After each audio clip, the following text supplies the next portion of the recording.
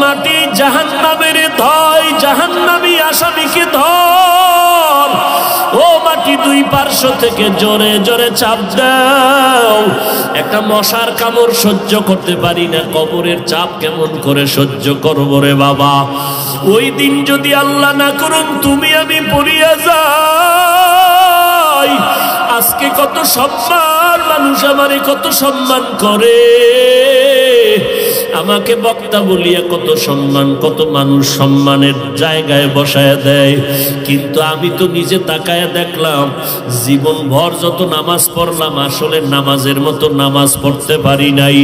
যেই নামাজে সাহাবায়ে কেরাম মাওলার সাথে দিদার হয়ে যাইত, ওই রকম একটা সেজদা আজ পর্যন্ত দিতে পারি নাই।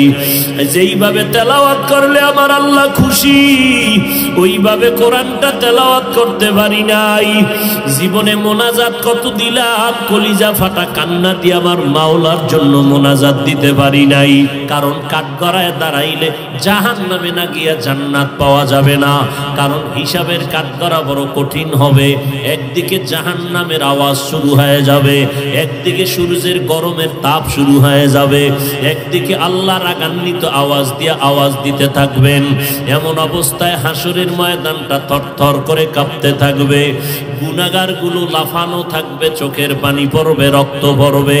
আম্মা জান আয়েশা বলেন, দেখি নবী ঘরের মধ্যে বসে বসে গুনগুন করে কান্না করেন। আমি জিজ্ঞাসা করলাম, নবী আপনি কাঁদেন কেন, কি কারণে কাঁদেন?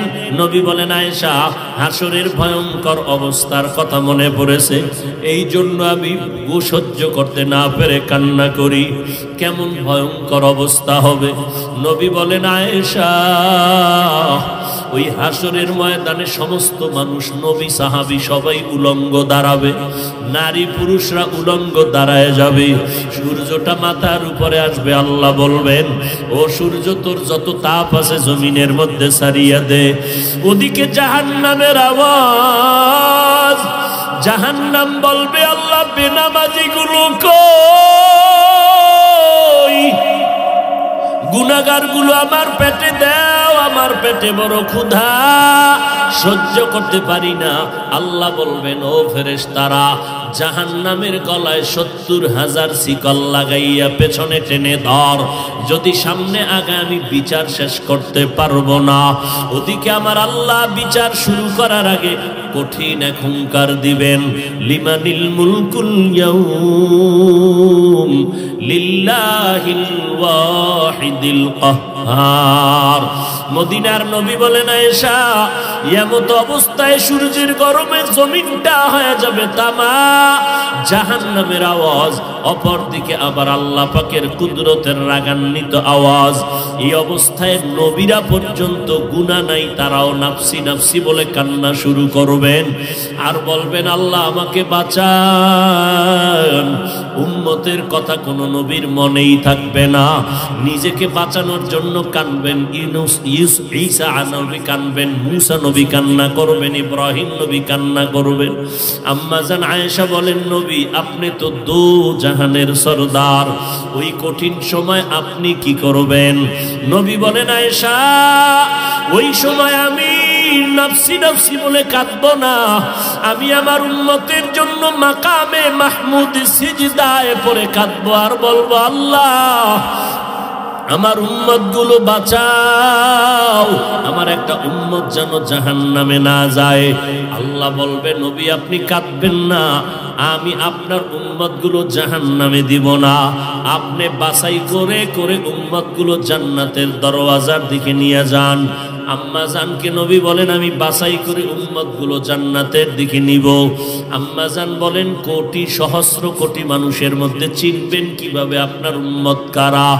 নবী চোখের পানি ছেড়ে বলেন, আয়েশা ওই কঠিন মুসিবতের সময় হাজারো কোটি মানুষের ভেতরে আমার যারা খাস উম্মত, দুনিয়াতে 5 বেলা রুজু বানাইয়া নামাজের সেজদা দিয়েছে, হাসরের কঠিন সময় আমি দেখব ওই আশিকদের অজুর অঙ্গগুলো নূরের আলোতে ঝলমল করতে থাকবে। আমি নবী তাদেরকে দেখিয়া দেখিয়া দইরা দইরা জান্নাতের দরজায় নিয়ে যাব। আমি আমার উম্মতের জাহান্নামে রাইখা জান্নাতে ঢুকবো না। এ নবীর উম্মতের দল, যেই নবী উম্মতের জন্য এখনো কান্না করেন, আল্লাহ তোমাদের আমাদের নিয়ামত দান করেছেন। আমরা মানুষ বড় নিয়ামত, মুসলমান হইতে পারলাম বড় নিয়ামত। আরো বড় নিয়ামত আল্লাহ তোমাদের আমাদের আখিরি নবীর উম্মত বানাইছেন। ওই নবীর উম্মত হইয়া যদি শুকর আদায় করতে চাও, আলহামদুলিল্লাহ বললে হবে না। হাঁটতে চলতে সব সময় নবীর সুন্নতের আমল করো, তোই শুকর হবে।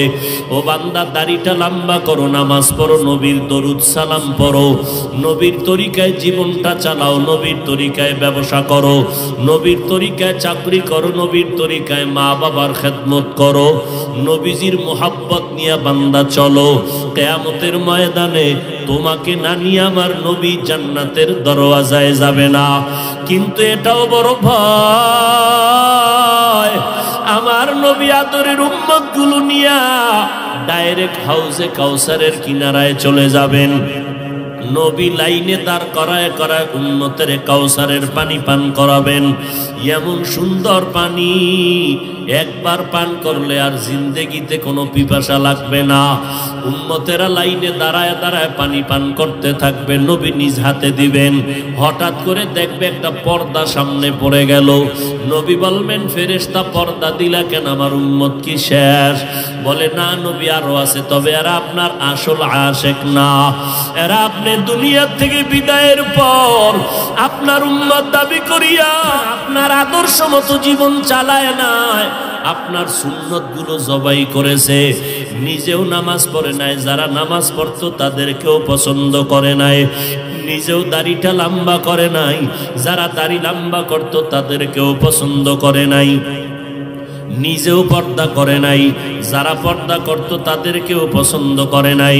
নিজেও হালাল খায় নাই, যারা হালাল খাইতো তাদেরকেও পছন্দ করে নাই। নিজেও টুপি পরে নাই, পাগড়ি পরে নাই, যারা টুপি পাগড়ি পরতো তাদের বিরুদ্ধাচরণ করত।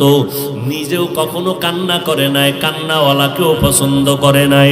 নিজেও দিনের পথে দান করে নাই, যারা দান করত তাদেরকেও পছন্দ করে নাই। আপনার সুন্নতগুলো জবাই করিয়া করিয়া জীবনটা কাটাইছে। টুপির বিরুদ্ধে, নবীর বিরুদ্ধে, দিনের বিরুদ্ধে, নামাজের বিরুদ্ধে সমালোচনা করেছে। কোরআন পড়ে নাই, পড়নেওয়ালাকেও মোহাব্বত করে নাই, উলামায়ে কেরামদের মোহাব্বত করে নাই, বিরোধিতা করেছে। আমার নবী এগুলো শোনা মাত্র নবী হঠাৎ করে রাগান্বিত হইয়া বলবেন, সোহকান সোহক, ও উম্মতেরা তোরা আমার দল থেকে বের হয়ে যা। আমি তোদের নবী না, তোরা আমার একটাও উম্মত না। ওই দিন যদি আল্লাহ না করুন তুমি আমি পড়িয়া যাই, আজকে কত সম্মান, মানুষ আমারে কত সম্মান করে, আমাকে বক্তা বলিয়া কত সম্মান, কত মানুষ সম্মানের জায়গায় বসায় দেয়। কিন্তু আমি তো নিজে তাকায়া দেখলাম, জীবন ভর যত নামাজ পড়লাম, আসলে নামাজের মতো নামাজ পড়তে পারি নাই। যেই নামাজে সাহাবায়ে কেরাম মাওলার সাথে দিদার হয়ে যাইত, ওই রকম একটা সেজদা আজ পর্যন্ত দিতে পারি নাই। যেইভাবে তেলাওয়াত করলে আমার আল্লাহ খুশি, ওইভাবে কোরআনটা তেলাওয়াত করতে পারি নাই। জীবনে মোনাজাত কত দিলাম, কলিজা ফাটা কান্না দিয়ে আমার মাওলার জন্য মোনাজাত দিতে পারি নাই। দান করছি মানুষকে দেখানোর জন্য, নামাজ পড়ছি মানুষের মারহাবা পাওয়ার জন্য, দান সদকা করেছি মানুষের মোহাব্বত পাওয়ার জন্য, মানুষের সামনে বক্তা হয়ে বয়ান করছি, নিজে আমল করি নাই। আল্লাহ সেদিন ডাকবে, আয় আগুনের কেচি দ্বারা তোর জিহ্বাটা কেটে দেই। ওই দিন আমার উপায় কি হবে? সাহাবায়ে কেরামের এত ইলম, এত আমল, সাহাবায়ে কেরামের এত তাকওয়া, এত ইখলাস, এরপরেও যদি তারা জীবনভর কান্না করতে থাকে, ও আল্লাহর বান্দারা, নিজেরে বড় মনে করার কি পুঁজি তোমার কাছে আছে? তুমি যত বড় মুফতি দাবি করো, তোমার মুফতিগিরির দাম আমার আল্লাহর কাছে নাই। তুমি আমি যত বড় মাওলানা দাবি করি, মাওলার কাছে মাওলানা হইতে পারলে তো কাজ, মাওলানা তো বড় হইলাম মানুষের দরবারে, আল্লাহর দরবারে হতে পারি নাই। অহংকার করিয়া করিয়া নিজের জীবনটা বরবাদ করে দিলাম। সাহাবায়ে কেরাম এত সুন্দর ইখলাস আমল নিয়েও কান্না করলে তোমার আমার কি পরিমাণ কান্না দরকার। আজকে নিজের চোখেও পানি নাই, কান্নাওয়ালার সাথে কোনো মোহাব্বত নাই, বরং কান্নার বিরুদ্ধে বিভিন্নভাবে তুমি প্রপাগান্ডা ছড়াও। এখনো সময় আছে, আমার আল্লাহ তো জাহান্নামে দিতে চান না, কারণ আমার আল্লাহ চান তার আশেক বান্দাগুলোকে জান্নাত দিবেন। কারণ আমার আল্লাহ পাক জানেন বান্দা জাহান্নামের আগুন বড় ভয়ঙ্কর। একটা সেকেন্ডের জাহান্নামের আগুন সহ্য করার ক্ষমতা কারো নাই। ও আল্লাহর বান্দারা, গুনার কাজ ওই পরিমাণ করি ওরে যুবক, গুনার শাস্তি জাহান্নামে যেই পরিমাণ সহ্য করতে পারবি ওই পরিমাণ গুনাহ নিয়ে কবরে যাবি। ও যুবকেরা, এখনো আর কত বাহাদুরি করবা? এই জীবনে কত যুবকের লাশ কবরে রাখলাম, এই জীবনে কত যুবকের জানাজা পড়াইলাম, এমন একটা দিন নাই যুবকের লাশের খবর নাই। কত মা কান্না করে আমার সন্তান নাই, কে আমারে মা বলে ডাকবে? কত বাবায় কান্না করে, কে আমার খোঁজ খবর নিবে? ও আল্লাহর বান্দারা, স্কুলে পড়ো কলেজে পড়ো বাধা নাই, নবীর তরিকা মানো, পাঁচ বেলার নামাজ পড়ো, মা বাবার দোয়া নিয়ে চলো, ওলামায়ে আহলে হকের পরামর্শ নিয়ে আমল করো, মোনাজাত দিয়া মাওলার কাছে একটু কান্না করো। যদি মনে করো চোখে পানি আসে না, তোমার উপরে আমার আল্লাহ বেজার, গুনার কারণে তোমার দিলটা বড় পাথর। ওরে থানায় আসামিকে পিটাইলেও যদি আসামি কান্না করে, ওরে ছাত্র ওস্তাদের শাস্তির ভয়ে যদি কান্না করতে পারে, ওরে সন্তান যদি মা বাবার শাস্তির ভয়ে কান্না করতে পারে, আমার মাওলার আযাবের ভয় কি এত কম? ওই আল্লাহর আযাবকে যদি ভয় করো, কেন কান্না আসবে না রে বাবা? তোমার কপাল বড় খারাপ, ডানে বামে যদি কোনো কান্নাওয়ালা কাউকে পাও, হাতটা বাড়াইয়া দোয়া নিতে থাকো, আর মা বাবার থেকে দোয়া নাও, চোখের পানি তোমার চলে আসবে।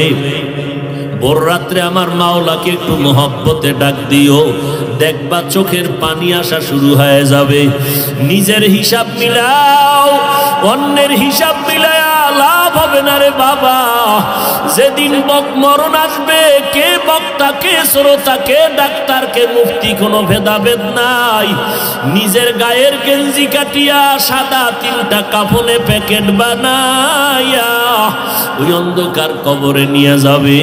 কে মুফতি, কে মাওলানা, কে ধনী, কে গরিব, কে ডাক্তার, কে রোগী, কোনো ভেদাভেদ নাই।